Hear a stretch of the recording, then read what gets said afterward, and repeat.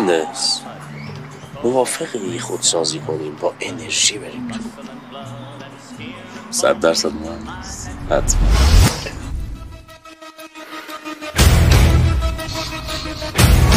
سلام آقا مشتبه.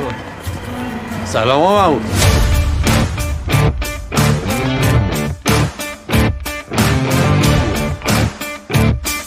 موتورخونه چیکار میکنن؟ موتورخونه معمولا چیکار میکنن؟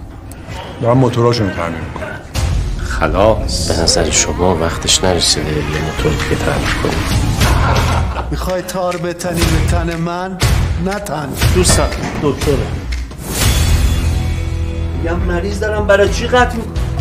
شما اسمتون چیه؟ آقای دکتر.